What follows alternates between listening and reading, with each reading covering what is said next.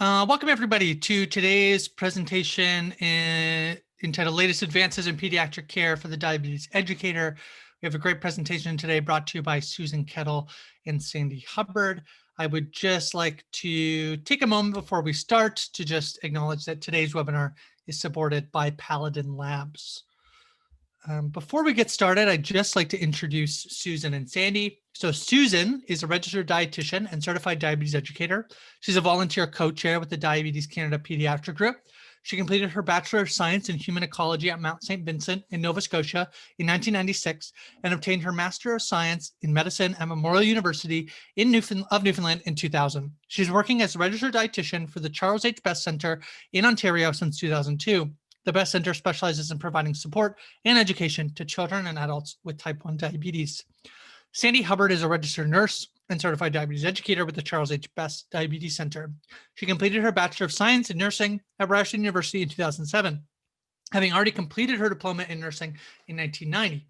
She has been a pediatric nurse her entire career and thoroughly enjoys working with her wonderful colleagues and amazing families at the Best Center for the past 20 years. So without further ado, I present to you Susan and Sandy.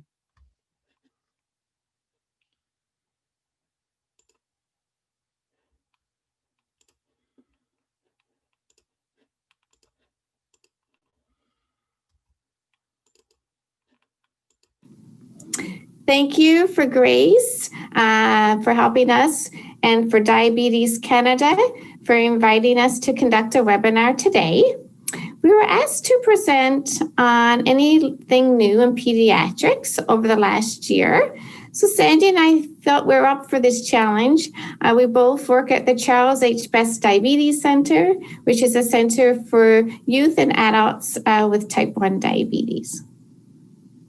This led us to the title of our presentation, Latest Advances in Pediatric Care for the Diabetes Educator. At the end of our webinar, we hope you'll have an increased awareness of changes in insulin therapy in pediatrics in the last year, to become familiar with nasal glucagon, to be updated on current continuous glucose monitoring devices available in pediatric care, and to be aware of changes in insulin pump therapy. In terms of changes in insulin therapy in last year, we're going to talk about insulin glargine, a half-unit pen, and diluted insulin. So this slide was provided to us from Sanofi. What it's reviewing is that Toujeo, insulin glargine, has been indicated for once daily use in the treatment of adults and children 6 years of age and older. It became approved for children 6 years of age and older in May of this year. So it has not been approved for children below the age of 6 years old. However, it has been in Canada since 2015 and has likely been used off-label for children prior to 2020. So glargine 300 has a duration of 36 hours, as you can see from this graph, and it's a longer life in comparison to the glargine 100. Partly because the glargine 300 has a reduction of volume by 2/3 and a reduction of surface by half, allowing it to have a longer release time.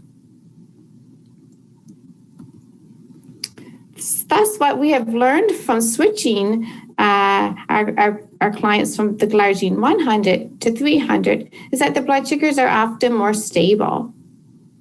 We do have a tendency to switch from glargine to glargine 300 in the presence of low hypoglycemia overnight. We tend to start our newly diagnosed adolescents on glargine 300. We've also found, and what we've heard from our families, is that they need to snack less at night. If their children do not want one, they feel the blood sugars have been more stable on the glargine 300.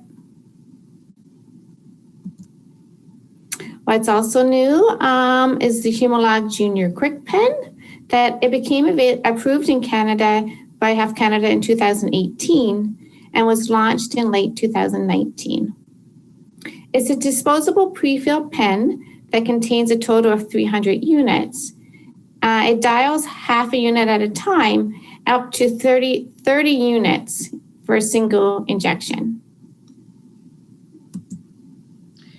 Over the past year, we've been blessed to help two newly diagnosed adorable little baby boys who were diagnosed with type 1 diabetes.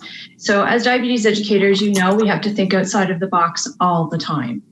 So these two have definitely challenged us to come up with diluted insulin ratios for use. So for one of the little boys who's still on injections, we're using U10 Humalog diluted in syringes. So parents are injecting his meals and snacks using syringes. One of our other little babies is using diluted U25 in his tandem pump with the Dexcom G6. So two nurses at the center label this insulin and mix it. So we actually are doing the mixing and the labeling. And we're ensuring that the parents are only using it for 2 weeks at room temperature. We're keeping it 1 month in the fridge once it's mixed. And the reason for this is because these little guys needed very tiny doses, and half a unit, even using a half a unit quick pen, was too much for them. And parents were constantly having to give them some rescue carbs to prevent lows, which, as you know, in kids, little kids, we don't want them to have lows. So what we've developed is this diluted insulin, and we're giving anywhere from 0.2 to 0.4 units, which is 2 to 4 units, either on their pump or in a syringe. So nasal glucagon became available in Canada in 2019, thanks to the information we received from Eli Lilly. It's been indicated for use for the treatment of severe hypoglycemia reactions in adults and pediatric patients with impaired consciousness.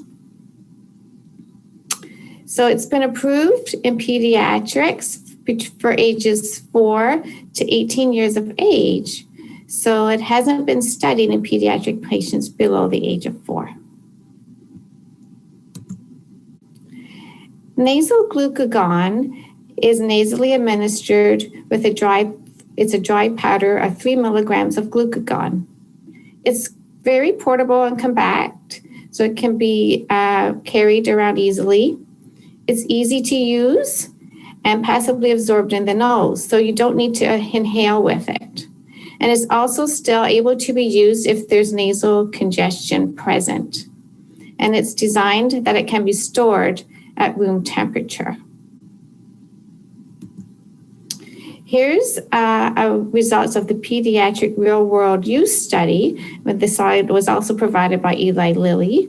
And the purpose of this study was to evaluate the effectiveness of the nasal glucagon 3 milligrams in the presence of moderate or severe hypoglycemia. The participants were children between the ages of 4 to 18 years.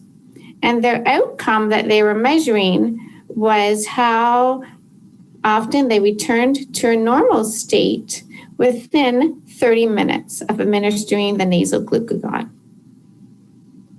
And they were also evaluating the ease of use of the nasal glucagon. What they discovered of the 14 participants that used the nasal glucagon during moderate hypoglycemia, that they returned to a normal blood sugar status within 30 minutes. And caregivers were very satisfied with the use of the nasal glucagon. In terms of how blood glucose reacted to the nasal glucagon, the mean glucose at the time of the administration of the nasal glucagon was 3.1. And after 15 minutes, the blood sugar rose to 6.3.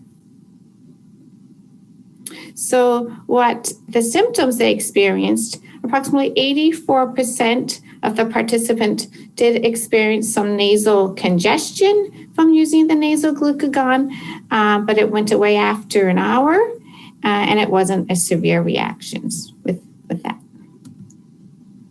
They also noted that it took less than 2 minutes to administer the nasal glucagon. So what we've learned, certainly from the nasal glucagon, that families have been very receptive to using it. Schools have been very open to having nasal glucagon. Prior to this, they were not as open to using the injectable glucagon in the schools, but I've been feeling comfortable with having the nasal glucagon due to ease of use. We at our center still recommend having the injectable glucagon at home to be used as a mini dose during days of illness. So, I wanted to touch on what's new in technology. We're going to go over topics such as AGP and time and range, sensors, insulin pump therapy, and looping. We certainly, over this last year, have been referring to AGP more than before, mainly because more and more of our pediatric clients are using sensors. This AGP report has been taken from the Freestyle Libre, and families really look to this report. They're getting very familiar with looking at what their target range is and knowing that we're aiming for 70% time and range. They're also getting very familiar with the percentages of lows that they're seeing, knowing if there's too many lows. Also, what has changed from the AGP report is something called the glucose management indicator. This was previously reported as a percentage of A1Cs, but it has been changed because clinicians have been finding that the estimated A1C is not as accurate as it can be in relation to the lab A1C, or not as closely correlated to the lab A1C. So what they've done, they've come up with a newer calculation, an updated calculation to be closely matched to the lab A1C. So also the AGVP report is showing a graph and gives an average blood sugars ranges over the last 2 weeks, which our patients are liking. With the continuous glucose flash monitoring in Canada, there's the Dexcom G6, the Freestyle Libre, the Guardian, and this is truly exciting times in Canada. The sensors, regardless of which one you're on, are giving the educators more data. It's helping us fill in gaps, especially in overnight, helping us to do insulin adjustments with their exercise, activity. It's empowering patients and families to make really good insulin decisions and informed decisions on their insulin doses. And I think the biggest thing in terms of our families is that they actually feel confident now leaving their little kids at school with other sports members and then family members. So very truly exciting times with glucose monitoring. The Dexcom G6 was approved in March 2019 for kids ages 2 and up. Now, having said that, at our center with our 2 little guys under the age of 12 months, most certainly we had them up and running on a Dexcom within a week of diagnosis. We're fortunate in Canada to have about 85% of the private insurance plans covering the Dexcom G6. It links to the new Tandem T-Slim pump, requires no finger checking, no calibrations. Now, having said that, some of our families will continue to do the odd finger poke, especially if their symptoms aren't matching what they're seeing on the directional arrows. It has directional arrows and alarms, which is great so that they can use the predictive lows, and parents are able to give rescue carbs ahead of time to prevent lows. It's really important that patients and parents tell us when they're giving rescue carbs so that we can think ahead to make insulin dose adjustments. This is an example of the Dexcom G6 Clarity report. And of course, Susan and I picked one of our very best teenage patients right now. She was diagnosed about a year ago, clearly in honeymoon. And as you can see from her important data at the top, her estimated A1C is truly remarkable at 6.3. Her time in range is just over 87%, which is well above our target of 70%. Very little lows, less than 1%. Her coefficient of variation is 26.5, again, which is well under her 36% target. With this teenage girl, if we really wanted to nitpick, we could say, let's look at what's happening in the evening. But I think for her, we've just left her alone. I've also chosen another teenage child, same age, grade 12. And this guy's had diabetes for 10 years, and you can see he's actually doing very well. Estimated A1C of 7.7, which in the teenage world is awesome. Time in range, 60.6%. He's not happy with that. He'd like that to be over 75. But with going back to school, a lot of our kids in Ontario are being online or attending online school at present. And so their level of activity has greatly changed. So we're seeing some increase in blood sugars at the present time. But with this guy, what we've said again is, are you pre-bolusing? Have you actually weighed out your cereal at breakfast in the last year or so? And then what's happening in the evening with your dinner carb ratio or your dinner amount? So again, looking at fine tuning what we can do to help him.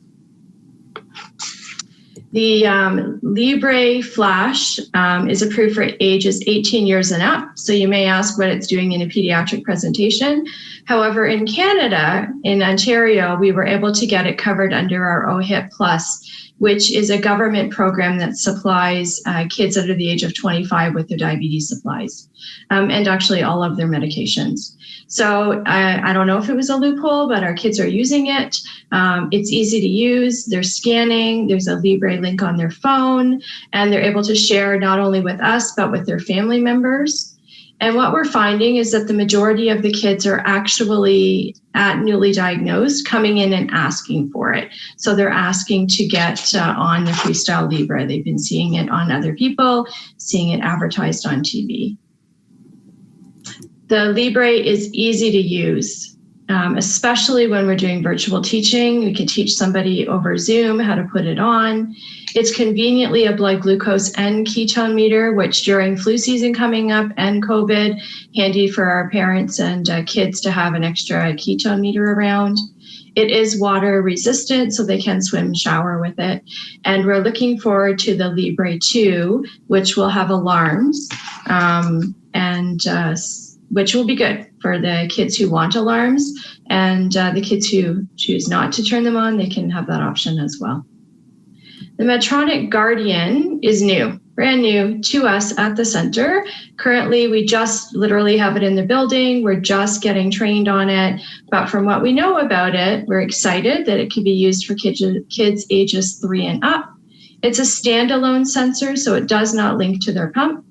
They can share with up to 4 caregivers. And of course, there is some recommendations on where on their body that they can put it. The exciting piece about this is that it has automatic uploads, so patients do not have to worry about how to upload their sensor data to get to the center or get to their doctors. And it has customizable predictive glucose alerts up to 60 minutes of advance notice preceding a hypo or hyperglycemic threshold. The lessons we've learned on sensors are many, but we've just captured some of the key points. That they're game changers in diabetes management. I think game changers both for us as educators, also for parents, kids, school personnel. We're using them on kids of all ages. So again, we've got our little 11-month-old guy on a Dexcom.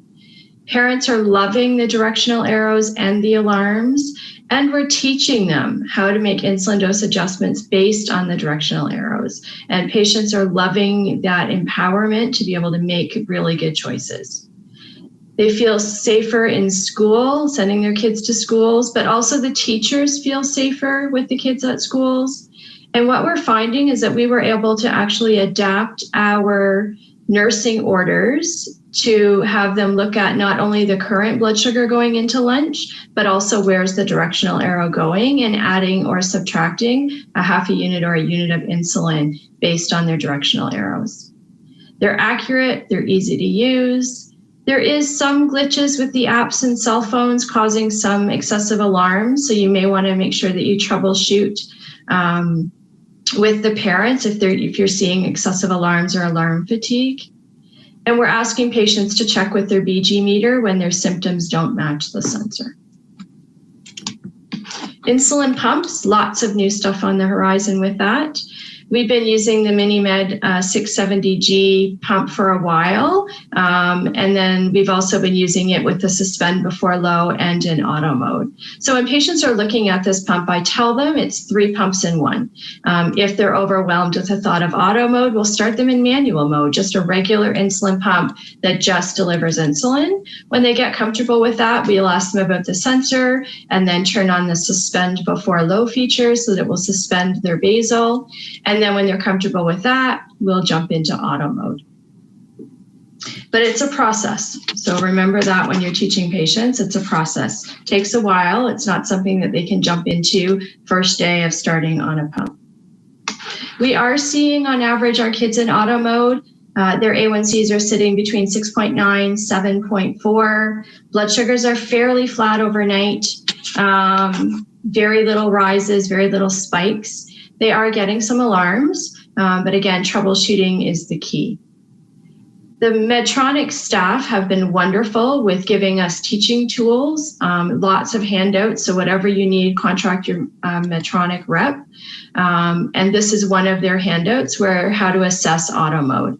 And there's actually 3 parts to this sheet, but we're just showing the first sheet and how to assess it. So 4 things to assess for: the time in range, looking at over 70%. The time in auto mode, looking at over 80% in auto mode, making sure that they're wearing the sensor more than 85% of the time, and keeping the time below range less than 5% total. This is an example of their CareLink upload on one of our younger kids. And this is our favorite sheet that we use. We always start off with this. And I think it's one of my favorite because of the graph at the top is very easy for patients and parents just to look at and see that they're doing okay. It does show 2 different time frames. So one's a previously picked time frame, and then the blue is the actual current past 2 weeks. It does compare the time in range, the percentage above target, the percentage of below target. It also tells you all of the alarms. It tells you all of the information that you need in terms of auto mode wear, sensor wear, total daily dose, basal percentages, active insulin time. So it really is a key slide to start with. And once you go through it all with families, very easily they can see the graph that they're doing better, and they can see their time in range has improved. We also encourage patients with this graph to look at pre-bolusing and to make sure they can see the effects of bolusing late, or the effects of looking at giving fake carbs or phantom carbs, as we call them, where they try and outsmart the computer and put in carbs to give them a bolus. And then, as we all know, they end up going low after. So we encourage them to trust their pump. We encourage them to upload regularly. So when we actually start somebody on auto mode, we're getting them to upload every day or every couple of days just so that they can see some patterns. And then we're seeing them within about a month of starting auto mode with lots of adjustments in between. So frequent follow-up is key. The Omnipod Dash is been approved by Health Canada, and it should be released in early 2021. We physically seen it in our center, had our hands on it just within the last 2 weeks. So that's exciting. You should be hearing from your rep soon to get trained on that. The key points or the key features that we're looking for on this is that it's touchscreen, it's slimmer, it's sleeker, it has fractional carb ratios, so we're able to fine tune the carb ratios.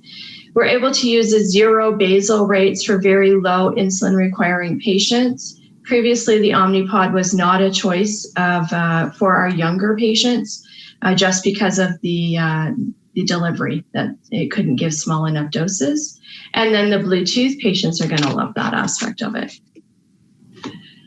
The newest pump also on the market is the Tandem T-Slim with Basal-IQ Technology. It's integrated with the Dexcom G6. It's touchscreen. It's waterproof. It's rechargeable, so you plug it in. Patients need to know that the battery, how long their battery is going to last them so that they can plan for it, charging it. I do ask them to make a plan, like a habit, when they're charging their pump. Some patients charge it every 5 days. Some patients charge it every morning in the shower. Some patients charge it in their mom's car on the way to school. So it depends on the family, but we do have some kids that their battery is run out, and it's given them alarms and they've had lots of notice. So if you're looking at helping families decide, if you've got a teenager in front of you whose cell phone is always on 1%, you might want to rethink a rechargeable pump. It does have the Basal-IQ option, and what that means is that it has a predictive low glucose suspend. So it's preventative as opposed to reactive. It's going to help you prevent the lows if it's predicting a low in the next 30 minutes. So if you're going to hit 4.4 or real-time blood sugar of 3.9, the Basal-IQ is going to kick in. It's going to suspend it based on the last 3 out of 4 sensor glucose data readings. So it looks at the trend, it looks at where it's going, and it resumes it only when the blood glucose starts to increase. And that increase can be as small as 0.1 of a millimole increase. It will also resume if you've missed more than 10 minutes of CGM data, or if the user chooses to override the feature. So what we're seeing on reports is, so what we've done is we've pulled a report of one of our kids, and the top is the CGM graph for a 24-hour day. The bottom is their insulin doses, basal profile, and the pink bars on the bottom graph are the low glucose suspend, where this pump has helped this child out. The child did not know it was happening because it happens in the background. We've turned all the alarms off to not fatigue the child. But very clearly you can see just around noon, the child started dipping and the low glucose suspend kicked in. And again, just after 4 and again around 6 when blood sugars were dropping, the low glucose suspend. This child did not have a low this day, and yet the pump helped him 3 times that day. When we look at the uploads, we're looking at patterns, making sure that we're looking at, do we need to adjust anything? If low glucose suspend is constantly happening at noon, what can we adjust to make them safer? And we're only doing this until the Control-IQ comes into play. So once Control-IQ comes into play, we're going to be able to see that it's going to automatically adjust to keep their blood sugars in range between 3.8 and 10. It's going to adjust insulin delivery based on their 30-minute predictive blood sugars. And it also will give a delivery of automatic correction boluses up to 1 per hour as needed. And it's going to be based on the settings that you as a pump trainer put in the pump. So based on the carb ratio, the correction, it will give 60% of the correction bolus as needed. This will definitely help protect our children from high blood sugars. The next pump that we're just starting to get our hands on is the Ypsomed pump. It received market approval from Health Canada in May of 2019. It became listed in Ontario ADP in January 2020. It's a small touchscreen pump. It has icons only, no writing. And it uses the Orbit inserter and the Orbit infusion sites. And it also is dependent on the Ypsomed app. We currently are using the Ypsomed app for bolus calculators on our patients doing insulin injections. So we're hoping that it's going to be a very smooth transition if they want to change over to this pump because they're already comfortable using the app.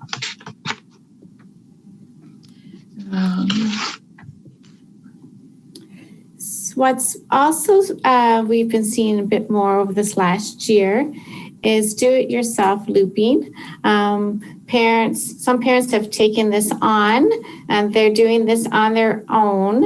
It's not something that we actually do at the center, but it's something have gotten into usually it's when parents usually have tried everything they can to controlled their child's blood sugars and they don't feel they're being as successful as they want to be. So then they try another route. And this has been the do-it-yourself looping. So it can be done, what we've seen is with one of the older versions of the Medtronic pump. Basically what it is automated insulin delivery, a closed loop system. They use a loop app and they use this algorithm that's connected with one of the CGMs. It's been either the Dexcom or a Medtronic CGM. And the app communicates with a small bridging device, which is called the Riley Link. And the app uses the CGM data to adjust the basal insulin on the pump. Users are able to customize their target blood sugars. And it's during bolusing, if they happen to miss their bolus or not give quite an accurate amount of bolus, it seems to help them more so in the looping. We've seen people using looping with the Dexcom as well as with, not using it with the Medtronic pump as well as with the Omnipod pump.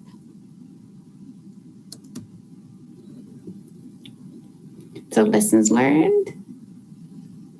Lessons learned from pumping. Accurate carb counting is a must.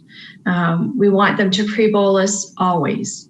When using the 670G, calibration is key. They need to calibrate 3 or 4 times a day, especially before bed if they do not want to have any alarms overnight. When using the Basal-IQ, we want to look at the number of suspends. So again, on your upload, it will tell you your number of suspends, your percentage of time in suspends, and then you can go ahead and make some insulin adjustments accordingly.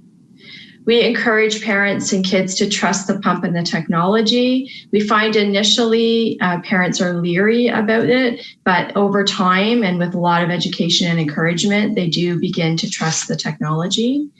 And one of the big lessons learned always is never leave teens in charge of telling parents when supplies are low. Definitely a big change this year that no one was anticipating was COVID-19. For us, we've seen more children having symptoms of anxiety. We've really relied on our social workers this year. They've been sitting in more often on our clinics to assess how children and families are doing and coping with their mental health. What we've also certainly been mindful of is that we've seen families lose jobs, less income. So we're being mindful that of their limit may have less access to food and medical supplies. But with COVID, we've been fortunate enough to maintain a connection with them through virtual appointments such as Zoom. In Ontario, we have something called OTN, which is also a way to meet with them virtually. Our pediatric endocrinologists are doing phone call appointments, sometimes even having to do phone call appointments during clinics to ensure that we stay connected with our patients. We're also very mindful about where they are during these appointments to ensure that it's a safe space for them, that they're able to talk, and that verbal consent is given. But overall, we feel that they're liking the virtual appointments. So all across Canada, this year's been tough. It's been a really tough year. We're all looking ahead, I'm sure, to 2021 and what that's going to bring. But we wanted to end this presentation on a positive note. There's been many new advances in pediatric care and type 1 diabetes. We, as a team, have quickly adopted the way we practice through virtual care to meet our patients' needs. Families are spending more time together and having more meals together. So we've absolutely seen an increase in this. In Ontario, a lot of our kids are in multiple sports and families were eating on the run.